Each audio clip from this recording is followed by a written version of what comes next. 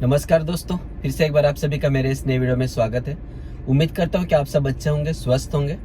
तो बहुत समय के बाद मैंने कल यानी 19 तारीख को, जिस दिन वर्ल्ड कप का फाइनल था, इंडिया बुरी तरह से हारी, उस दिन जो है मैंने इंटरसिटी ट्रिप लिया था।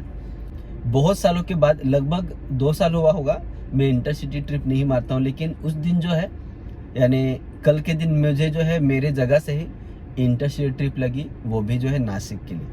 लगभग 11 बजे के आसपास लगी। तो मैंने ले लिया, एन टाइम पे ले लिया, मतलब एकदम लास्ट में, लूँ के नहीं ऐसा मैंने सोचा, लेकिन ले लिया। क्योंकि नासिक से इंटरसिटी ट्रिप जो है रिटर्न लगने के लिए बहुत कम चांस होते हैं।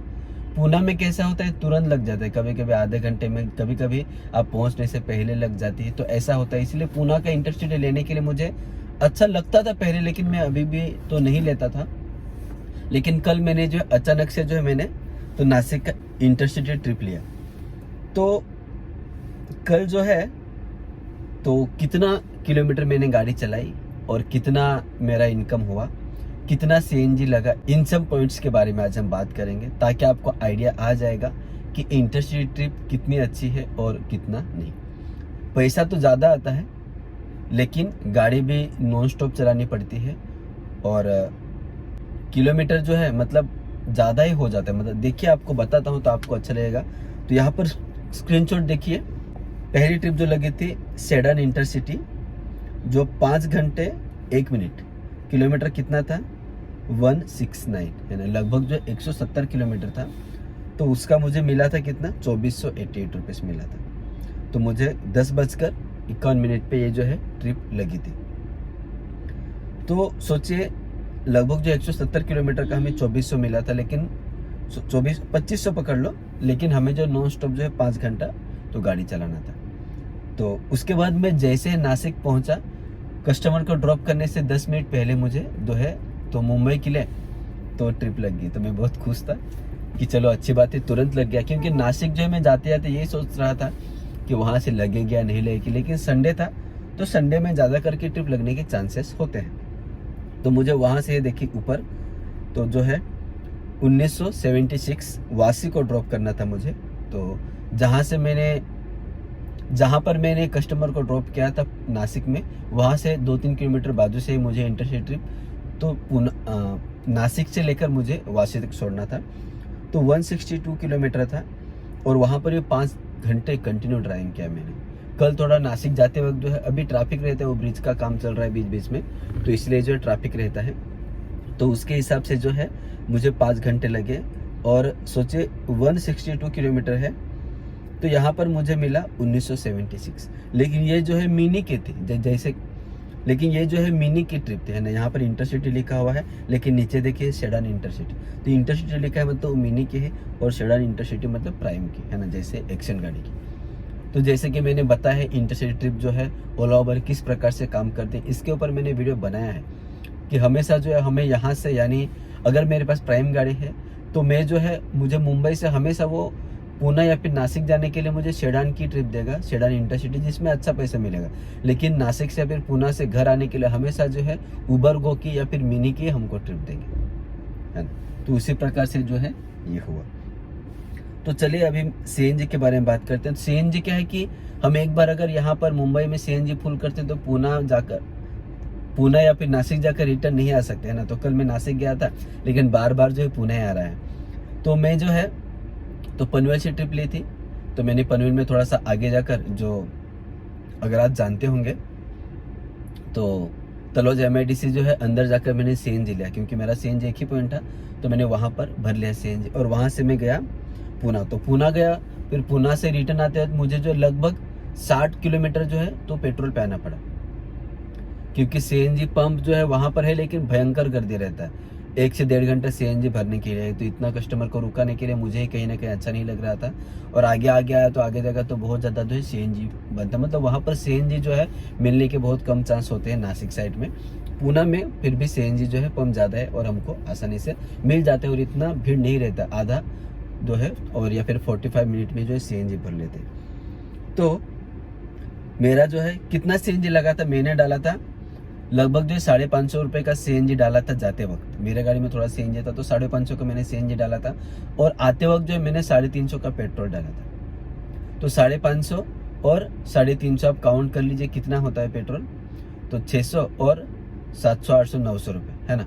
तो 900 रुपये का जो है मेरा CNG और पेट्रोल लगा था। बाद में जो है आप जानते हैं कि भिवंडी बाईपास जो है वहाँ पर आकर मैंने CNG डाला, और वहाँ से मैं जो है तो वाशी आ गया। तो वाशी तक आप वहाँ से वाशी तक कितना CNG लगा होगा, लगभग 100 से 150 रुपये का।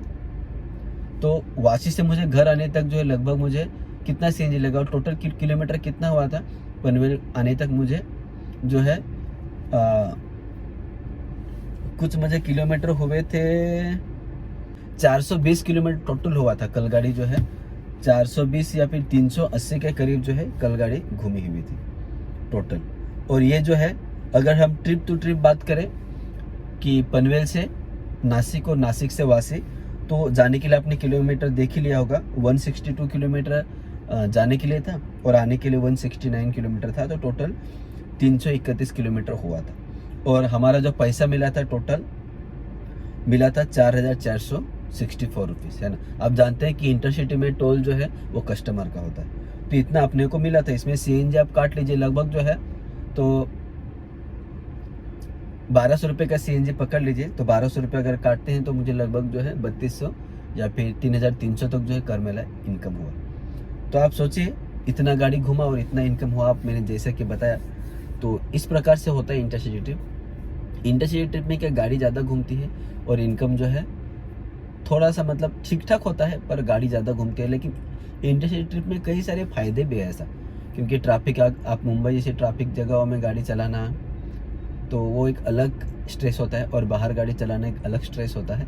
तो दोनों जगह तो अपने को मेहनत तो करनी ही पड़ती है ना। नॉन स्टॉप 5 घंटे ड्राइविंग करना, या फिर इधर लोकल में रुक रुक के काम करना, लेकिन इतना ट्रैफिक में, तो वो सारी चीज़ें होती है।